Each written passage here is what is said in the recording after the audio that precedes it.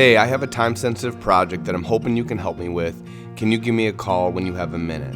Now, that was the exact text message that I got from my good friend. And unfortunately, I knew that one of the worst things imaginable had happened, that his wife, who was only 48 years old, had died. So I instantly called him, and needless to say, he was pretty distraught. And the time-sensitive project that he was asking for help with was to make an urn for his wife's ashes. And luckily, he had a fairly large maple burl that had been drying for many years that we were able to use to make the urn. I feel like I want it to be centered like here. Stay as close to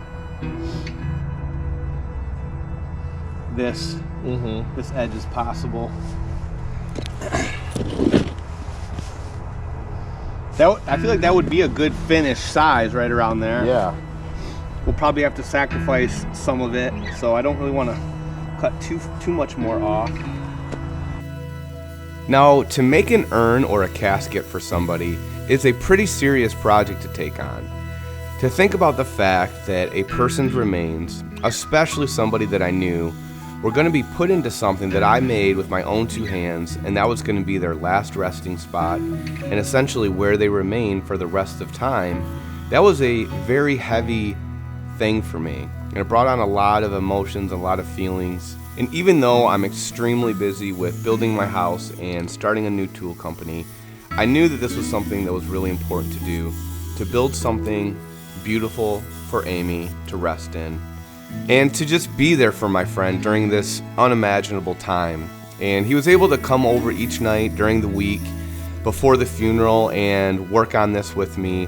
And even though we were working on her urn and it was very somber, I still think it was a lot better than him being alone in his house and in his thoughts. And if you knew Dave, you would know how easy of a decision this was for me to do this. Even with everything that I had on my plate, he's honestly one of the most generous, giving guys that I've ever met. He's helped me numerous times on my house. He helped me recover my timbers when a flood came and swept them into the river. We used his boat and went and recovered those. He's a veteran and a very avid bird hunter and fly fisherman, and every year he does multiple volunteer guided hunts for veterans and guided fishing trips for veterans. He also rescues and helps rehome abused and neglected bird dogs that people don't want anymore. He's just a really good friend in person, and what happened to him and his wife over the last 3 months was truly awful. I just can't begin to imagine what they went through. And so while I continue to work on this urn, I want to go back and tell you about Amy, her story, and how we got here. So a few months ago, I called my friend Dave to see if he could come help me with an outdoor project that I was working on. And as per his usual selfless way, he agreed to come over. And while we were working, I asked how everything was going on in his neck of the woods. And he said, "Well, actually, things aren't going very well right now." I didn't tell you this, but Amy had gone into the hospital a couple weeks ago for a foot injury that wasn't healing. And ultimately, they ended up amputating her foot. Needless to say, I was absolutely shocked and heartbroken and devastated for them.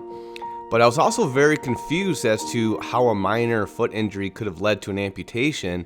And so he explained to me that Amy had type 1 diabetes, which she developed when she was a child. And even though she took care of herself and managed it well, it had caused arterial disease and kidney failure.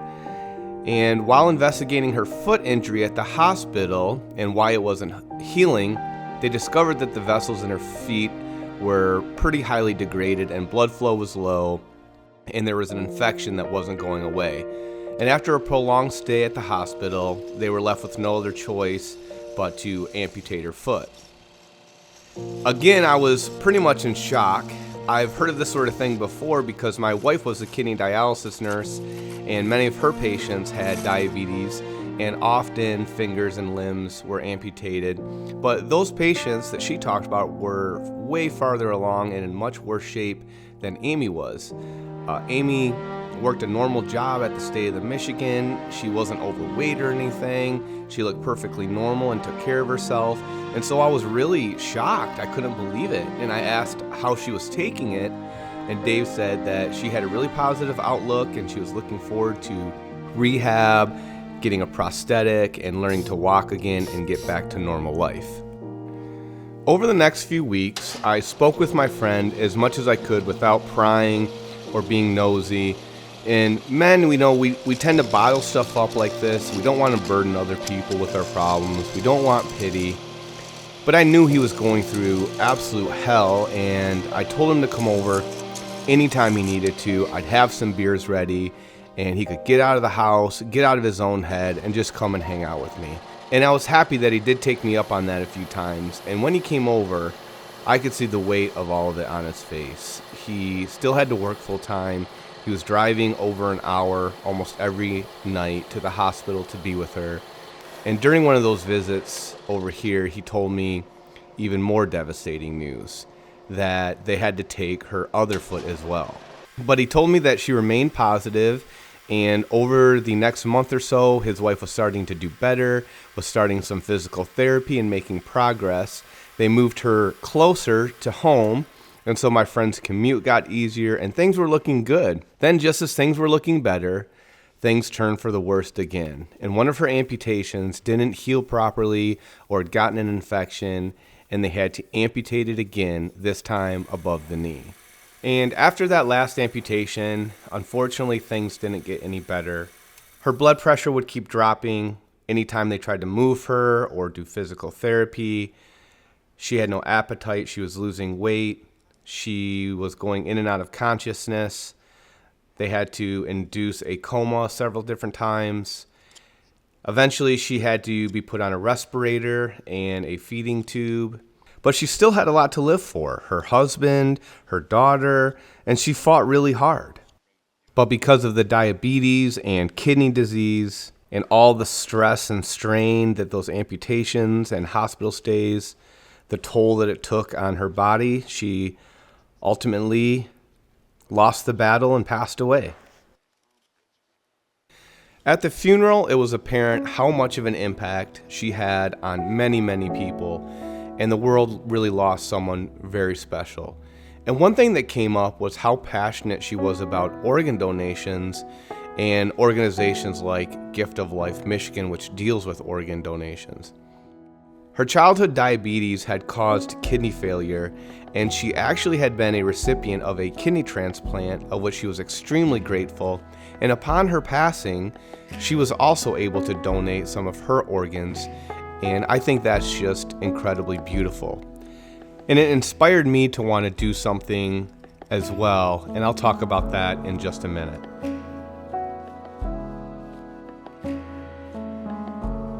All right, so I'm going to be gluing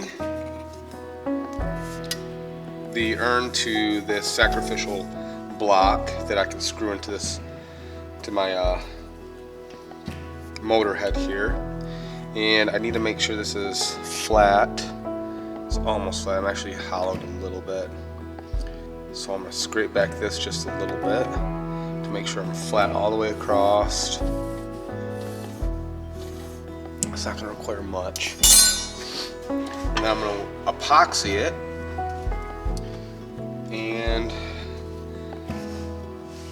that should hold for me, hopefully. Being inspired by Amy's story and how she had received an organ donation and then also donated herself, the first thing that I did was to check my driver's license to make sure that I was an organ donor. That's something you can do here in Michigan. I'm not sure if you can do it in other states, but if you can, I would highly encourage you to do that. I think it's a really noble thing to do. The other thing I wanted to do was to make some charitable contributions to both Gift of Life Michigan and the Juvenile Diabetes Research Foundation in honor of Amy, because she was so passionate about both of those. So I personally made donations, but Temple Tool Company, which is the sponsor of this video, and it's also the tool company that I recently started, we're also going to be making a contribution to both of those charities. And furthermore, we posted a link in the description of this video to our saws, so that if you purchase our saws using that link, we'll be able to track it, and we'll be donating a very large percentage of all those sales to both of those charities as well. So if you want to make a donation and get a nice saw out of it at the same time, you can use that link, but we've also put links to both of those charities in the description as well so that you can make direct contributions to those. If any of you do make donations or purchase a saw with that link, just know that myself and Dave and his family are very appreciative of it, and it means a lot to us. So thank you.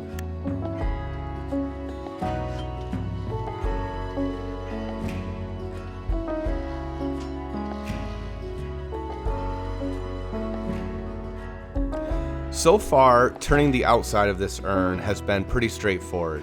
It did have a lot of cracks that I had to fill with epoxy to stabilize, but I was able to keep it very secured between the front and back tailstock. And I'm a very novice wood turner, and turning still makes me very nervous. And I was really worried about this upcoming part where I was going to have to cut down the top so that it would no longer be supported by the tailstock so that I could start hollowing out the inside.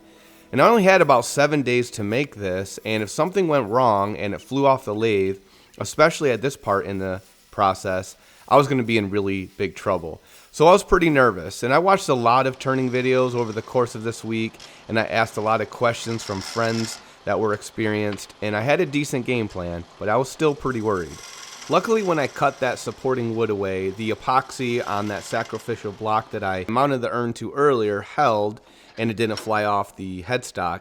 My next step now is to hollow this out. So I bought one of these bit chucks for the lathe, and I used my largest Forstner bit, and I hollowed a hole out to my desired depth.